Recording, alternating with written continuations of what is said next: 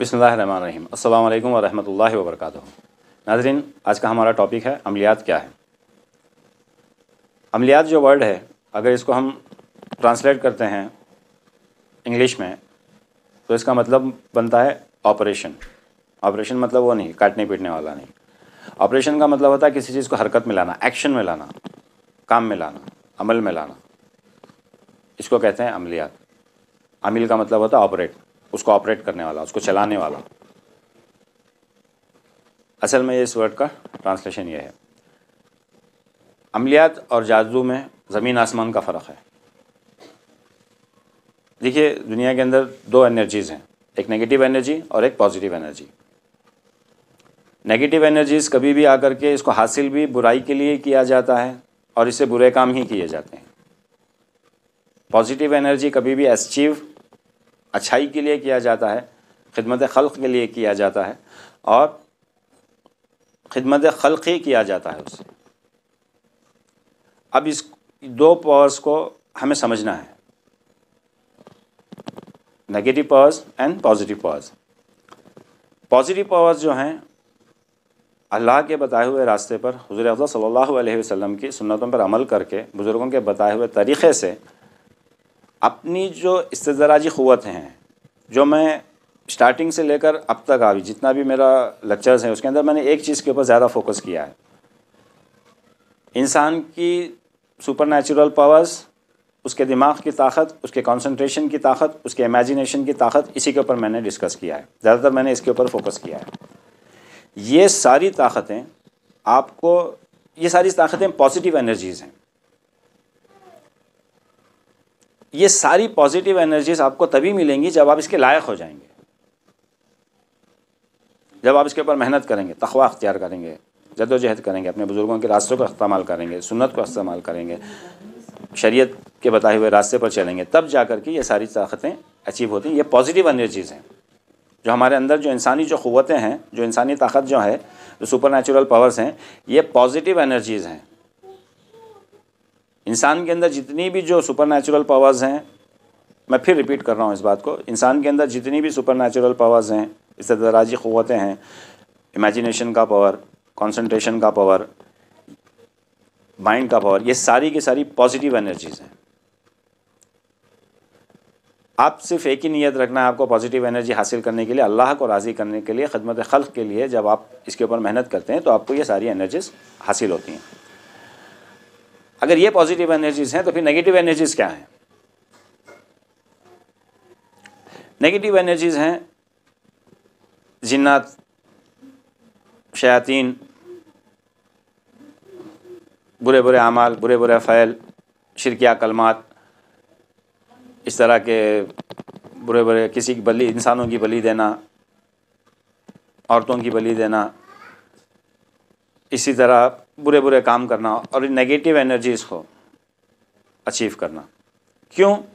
کیونکہ جب آپ کی نیت خراب ہوتی ہے، آپ کے اندر نیگیٹیوٹی بھری ہوئی ہوتی ہے، آپ دنیا حاصل کرنے کے لیے کچھ پاورز کی تلاش میں نکلتے ہیں، کچھ اچیومنٹ کی تلاش میں نکلتے ہیں، تو وہ آپ کو پازیٹیو انرجی سے ہرگز نہیں ملے گا۔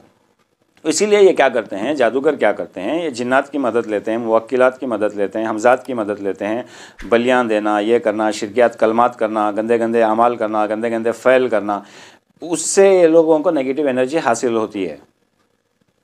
ایسے ان کو نیگیٹو انرجی نہیں حاصل ہو سکتی، پازیٹیو انرجی ان کو حاصل ہی نہیں ہوتی۔ پازیٹیو انرجی میں نے بتا دیا کہ یہ کیا ہے، it is preserved and it is saved. جو اس کے لائق ہوگا یہ اسی کو ملے گا، ہر کسی کو نہیں ملے گا۔ یہ ہے پازیٹیو انرجی، یہ ہے عملیات، جو آپ اپنے اور دوسروں کی بھلائی کے لیے سیکھ رہے ہیں اور کر رہے ہیں، خدمت خلق کے لیے، سوشل سروس ہے۔ آسان نہیں ہے اس کو حاصل کرنا، بہت ساری قربانیاں دیتے ہیں، جبھی جا کر کے اللہ جب ہم کو لائق بنا دیتا ہے، اس لائق بنا دیتا ہے تو اپنے رحم و کرم سے ہم کو دے دیتا ہے۔ یہ چیزیں آ کر کے یہ لوگ نیگیٹو جو کام کرنا چاہتے ہیں وہ لوگ اچیو نہیں کر سکتے، اسی لیے وہ لوگ کیا کرتے ہیں، اس راستے سے جا کر کے نیگیٹو انرجیز کو اچیو کرتے ہیں۔ یہ جادو ہے جو اسلام میں حرام ہے۔ جادو کو اور عملیات کو آپ نہ ملائیں، بہت بہت مسکنسیپشن ہے آج، بہت بڑی بڑی غلط فہمیاں ہیں عملیات کے بارے میں کہ عملیات کو جادو سے ملا دیتے ہیں، اور کسی کو بستر کا کر دیا. اب پرابلم کیا ہے کہ وہ اپنے آپ کو وہ لوگ عامل بولتے ہیں، جو نیگیٹو کام کرتے ہیں، جو جادوگر ہیں، یہ بابا یہ لوگ اپنے آپ کو عامل بولتے ہیں. تو یہاں پہ پرابلم کریٹ ہو گئی ہے. جو نام جو دیتے ہیں نا پازیٹیو اور نیگیٹو انرجی کو، وہ عامل کا مطلب ہوتا ہے یہ پازیٹیو انرجیز کو استعمال کر کے لوگوں کی خدمت کرتا ہے. جادوگر جو ہوتا ہے وہ نیگیٹو انرجیز کو استعمال کر کے نقصان کے کام کرتا ہے، برے کام کرتا ہے، الٹے کام کرتا ہے. کسی کو بیمار کر دینا، کسی کو مار دینا، کسی کو بستر کا کر دینا، میاں بیوی میں اختلاف پیدا کر دینا، اس طرح کے کام جو ہوتے ہیں وہ ان انرجیز سے کام کرتے ہیں. یہ جادو ہے، سحر ہے، یہ حرام ہے. تو جادو کو اور عملیات کو آپ نہ ملائیں. عملیات ایک اسپریچولیٹی ہے. تصوف کے درجات میں بلندی کے لیے اور حفاظت کے لیے عملیات کو سیکھا جاتا ہے. بڑے بڑے اولیاء اکرام ولی عامل بھی تھے. حضرت سیدنا بابا فرید گنج شکر قدس اللہ علیہ وسلم سورہ اخلاص کے بہت بڑے عامل تھے. آپ دن میں 12,000 اور رات میں 12,000 بار پڑھا کرتے تھے. حضرت بابا نظام الدین اولیاء قدس اللہ علیہ وسلم سورہ مزمل کے بہت بڑے عامل تھے. آپ کے بارے میں مشہور ہے سورہ مزمل پڑھ کر اگر ضرب لگا دیتے زمین پر تو کسی کے بھی نام کی اگر ضرب لگا دیتے تو وہیں پہ دھس جاتا تھا زمین کے اندر. صلاح الدین ایوبی رحمۃ اللہ علیہ جنہوں نے ہمیں بیت المقدس جیت کر دیا تھا، یہ سورہ یاسین کے بہت بڑے عامل تھے. سارے اولیاء اکرام. اصل میں یہاں پر اور بھی ایک چھوٹی سی بات بتا دینا چاہتا ہوں. تصوف میں اور عملیات میں فرق کیا ہے؟ تصوف اور عملیات کیا ہے؟ دیکھیے، جیسے میں ہر وقت ٹیکنالوجی کی مثال دیتا ہوں، یہاں پر بھی ٹیکنالوجی ہی مجھے استعمال کرنا پڑے گا کیونکہ یہ آسان ہے آپ کو سمجھنے میں اور مجھے سمجھانے میں بھی. ہمارا جو فون ہے، فون کا جو مین سافٹ ویئر ہوتا ہے، آپ نے دیکھا ہوگا ہر وقت مہینے 2 مہینے کے اندر یا مہینے 1.5 مہینے کے اندر اپڈیٹس آتے ہیں فون کے، آپ کے سافٹ ویئر کے، مین سافٹ ویئر کے. اگر آئی او ایس ہے، آئی فون ہے، تو اس کا بھی اپڈیٹس آتا ہے ہر مہینے میں، جو آج 15.6 یا 15.7 تک چلا گیا ہے آئی او ایس. اس کے اپڈیٹس آتے ہیں ہر مہینہ. کمپنی والے آٹومیٹکلی ہر مہینہ آپ کو لنک بھیجتے ہیں کہ یہ والا سافٹ ویئر آیا ہوا ہے، آپ اس کو اپڈیٹ کر لیں، تو آپ اس کو اپڈیٹ کرتے رہتے ہیں. یہ فون کا مین سافٹ ویئر ہے. اب یہ جو واٹس ایپ وغیرہ جو ہیں، واٹس ایپ ہے، یوٹیوب ہے، یہ سب فون کے ایکسٹرا سافٹ ویئرز ہیں، جیسے ایکسیسریز کہا جاتا ہے، ایکسٹرا پاورز ہیں. تصوف میں کیا کرتے ہیں، آپ کا جو مین سافٹ ویئر ہے اس کو اپڈیٹ کرتے ہیں، اس کے اوپر محنت کرتے ہیں. آپ کے مین سافٹ ویئر کے اوپر کام کیا جاتا ہے تصوف میں. ایکسٹرا پاورز، ایکسٹرا انرجیز کو جو اچیو کرنے کے لیے جاتے ہیں، جیسے واٹس ایپ ہے، ٹیلی گرام ہے، یہ جو ایکسٹرا سافٹ ویئرس کو جو آپ انسٹال کرتے ہیں، یہ ایکسٹرا انرجیز کو اچیو کرنے کے لیے عملیات کیا جاتا ہے. تو تصوف میں کیا کیا جاتا ہے، آپ کا جو مین سافٹ ویئر ہے اس کو اپڈیٹ کیا جاتا ہے. اب آپ کا مین سافٹ ویئر یہ اپڈیٹڈ نہیں ہے، آؤٹ ڈیٹڈ ہے. فار ایگزامپل بہت ساری جگہ پر ایسا ہوتا ہے، آپ جب واٹس ایپ انسٹال کرنے کے لیے کوشش کرتے ہیں تو وہ کہتا ہے کہ آپ کے سافٹ ویئر کو اپڈیٹ کرو، آپ کے سافٹ ویئر کو اپڈیٹ کرو، آپ کا سافٹ ویئر آؤٹ ڈیٹڈ ہے، اس کو اپڈیٹ کرو. واٹس ایپ انسٹال نہیں ہوتا. جب لے کر جا کے آپ کسی میکینک کو بتاتے ہیں یا کسی جاننے والے سے پوچھتے ہیں تو وہ بولتا ہے کہ بھائی آپ کے فون کا جو سافٹ ویئر ہے یہ ایک دم پرانا ہے، اس کو آپ اپڈیٹ کریں گے تبھی واٹس ایپ انسٹال ہوگا. اور آؤٹ ڈیٹڈ سافٹ ویئر کے اوپر نئے سافٹ ویئرس کچھ بھی انسٹال نہیں ہوتے. تکلیف ہوگی سمجھنے میں، لیکن یہ بہت آسان طریقہ ہے مجھے آپ کو سمجھانے میں. آپ کے جو فون کا جو مین سافٹ ویئر ہے یہ تصوف ہے. جو ایکسٹرا انرجیز آپ اچیو کرتی ہیں وہ واٹس ایپ ہے، ٹیلی گرام ہے، اس طرح کی قسم ہے. جب آپ کا مین سافٹ ویئر اپڈیٹڈ نہیں ہے، آؤٹ ڈیٹڈ ہے، تو اس کے اوپر آپ ایکسٹرا انرجیز کہاں سے انسٹال کریں گے؟ تصوف کے ذریعے سے کیا کیا جاتا ہے، آپ کے مین سافٹ ویئر کو اپڈیٹ کیا جاتا ہے، اس کو پاورفل بنایا جاتا ہے. اس کے بعد میں آپ جب ایکسٹرا انرجیز کے اوپر محنت کرتے ہیں، ایکسٹرا ایپس کے اوپر محنت کرتے ہیں، تبھی وہ جا کر انسٹال بھی ہوتے ہیں اور ڈاؤن لوڈ بھی ہوتے ہیں. اب سمجھ گئے نا، اپنی اسپریچولیٹی کو جب تک آپ اپڈیٹ نہیں کرتے، آپ ایکسٹرا انرجیز کو حاصل کر کے اس کو یوٹیلائز نہیں کر سکتے. اپنی اسپریچولیٹی کو اپڈیٹ کرنا، اس کے اوپر محنت کرنا، اس کو کہتے ہیں تصوف. روح پہ مشق کرنا، اپنے نفس پہ محنت کرنا، اس کو کہتے ہیں تصوف۔ آپ کا مین سافٹ ویئر جو ہے اس کے اوپر جو کام کرتے ہیں اس کو کہتے ہیں تصوف۔ جو ایکسٹرا انرجیز، جیسے عامل بن رہے ہیں آپ، سورہ مزمل کے عامل بن رہے ہیں، سورہ اخلاص کے عامل، یہ ایکسٹرا انرجیز ہیں، جیسے واٹس ایپ ہے، ٹیلی گرام ہے، یوٹیوب ہے۔ یہ ایکسٹرا انرجیز آپ جب ہی حاصل کر سکتے ہیں اور تبھی اس کو استعمال میں بھی لا سکتے ہیں جب آپ کا مین سافٹ ویئر صحیح ہو۔ تو آپ سمجھ گئے تصوف میں اور عملیات میں فرق کیا ہے۔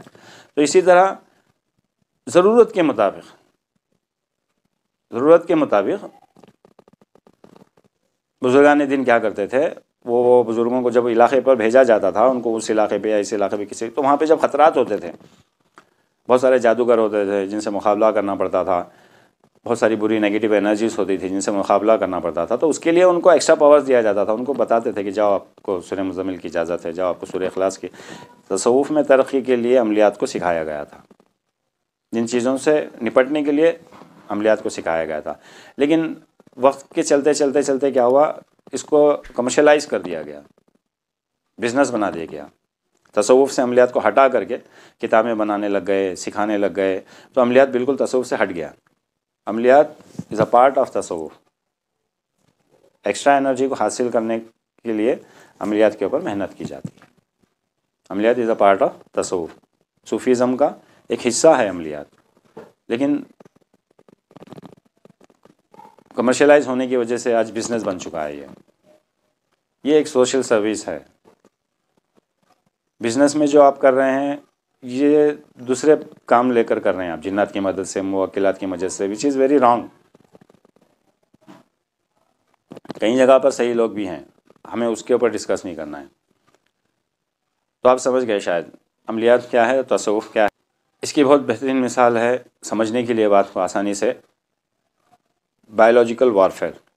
بایولوجیکل وارفیئر اس وقت میں سرخیوں میں آیا تھا 1991 میں، صدام حسین کے پیریڈ میں، کہ بایولوجیکل وارفیئر کیا ہے۔ بایولوجیکل وارفیئر میں کیا جاتا ہے، اس کو اردو میں حیاتیات کہتے ہیں۔ دوسری حکومت جو ہماری دشمن حکومت ہے، اس حکومت میں وبا کو پھیلانا، بیماریوں کو پھیلانا، لیبارٹری میں وائرس کو کریٹ کرنا اور پھر لے جا کر کے جانوروں کے ذریعے، پرندوں کے ذریعے، یا پانی کے ذریعے، یا ہوا کے ذریعے اس حکومت میں پھیلا دینا۔ یا پھر جنگ کے میدان میں ہیں تو سامنے والی جو فوج ہے، اس فوج کو ختم کرنے کے لیے، ان کے اوپر حاوی ہونے کے لیے اس بایولوجیکل وارفیئر کا استعمال ہزاروں سال سے کیا جا رہا ہے۔ یہ کوئی نئی کانسیپٹ نہیں ہے، نئی بات نہیں ہے، یہ ہزاروں سال سے کیا جا رہا ہے۔ صلیبی جنگوں میں ایسا بہت ہوا ہے، بہت ہوتا ہے۔ تو یہ لوگ کیا کرتے ہیں، بیکٹیریاز کو لیبارٹری میں کریٹ کرتے ہیں۔ بیکٹیریاز کو لیبارٹری میں کریٹ کر کے کسی کنٹری کے اکنامی کو ڈیمیج کرنا ہے، جنگ میں جیتنا ہے، جسے پروپیگنڈا کرتے ہیں۔ اسی طرح آگے بایولوجیکل وارفیئر بھی کرتے ہیں، کنٹری کو تباہ کرنے کے لیے، برباد کرنے کے لیے، اکنامی کو اس کی ڈیمیج کرنے کے لیے بایولوجیکل وارفیئر کیا جاتا ہے۔ بایولوجیکل وارفیئر میں کیا کرتے ہیں، لیبارٹری کے اندر بیکٹیریاز وائرس کو بنایا جاتا ہے، بنانے کے بعد میں کیا کرتے ہیں، وہاں پر ڈسٹریبیوٹ کر دیا جاتا ہے۔ اب جب کوئی لیبارٹری میں بیکٹیریاز کو بنا رہا ہے نیگیٹو تھاٹس رکھ کر، کسی کو برباد کرنے کے لیے، کسی کو نقصان پہنچانے کے لیے، جب وہ آپریٹ کرتا ہے، جب اس کو عمل میں لاتا ہے، اس کو ڈسٹریبیوٹ کرتا ہے، یہ جب وہاں پر افیکٹ ہوتا ہے، جو اس کا جو وائرس ہے، جو بیکٹیریا ہے، جس سے وہاں پر وبا پھیلتی ہے، جو بیماری پھیلتی ہے، اس بیماری کو جو کنٹرول کرتا ہے، اس کو جو کلین کرتا ہے اور لوگوں کو پھر نارمل پوزیشن پہ جو لے کر آتا ہے، یہ بھی تو ایک ڈاکٹر ہی ہے نا۔ یہ بھی اپنی لیبارٹری میں اس کے اوپر کام کرتا ہے کہ میں ان کو بچاؤں کیسے، یہ لیبارٹری میں کام کرتا ہے میں ان کو ختم کروں کیسے۔ تو یہ ہے جادو جو لیبارٹری کے اندر وائرس کو کریٹ کرتے ہیں نقصان کے لیے، نیگیٹیوٹی کے لیے، دوسروں کو ختم کرنے کے لیے۔ وائرس کو لیبارٹری میں کریٹ کرنے کا مطلب وہ انرجی کو اچیو کرنا، اس کو حاصل کرنا اور بعد میں اس کو استعمال کرنا۔ اسی طرح یہاں پر بھی ایک ڈاکٹر ہوتا ہے جو اپنی ساری زندگی لگا دیتا ہے خدمت خلق کے لیے، ان بیکٹیریاز کے اوپر ریسرچ کرتا ہے، اور اس بیکٹیریا کی اگر بیماری آ جائے تو اس کو کس طرح ختم کیا جائے، کس طرح لوگوں کو بچایا جائے، کس طرح ان کو سیف رکھا جائے، اس کے اوپر یہ محنت کرتا ہے، یہ عامل ہے، یہ سوشل سروس ہے۔ عملیات میں اور جادو میں بہت بڑا فرق ہے۔ تو آپ سمجھ گئے جادو اور عملیات میں کیا فرق ہے اور عملیات کیا ہے۔ تو پلیز عملیات سے کراہت نہ کریں، اس کو غلط نہ سمجھیں، اس کو برا نہ سمجھیں، اسی کی وجہ سے بہت بڑا نقصان ہو رہا ہے۔ یہ اگر ہمارے دماغ میں حالانکہ پلانٹ کر دیا گیا ہے۔ اکثر اور بیشتر میں نے لوگوں کو سنا ہے، اور میں اسی ٹائم پر روک بھی دیتا ہوں، زیادہ تر لوگ، میں نے بہت سارے میرے دوستوں کو بھی دیکھا ہے یہ، اور میرے جاننے والوں کو بھی میں نے دیکھا ہے یہ جملہ بولتے ہوئے کہ ارے جادو کی تو کیا بھی نہیں ہوتا، عملیات کیا بھی نہیں، کچھ نہیں، ہاں یہ سبھی چیزوں کو ہمیں نہیں مانتے۔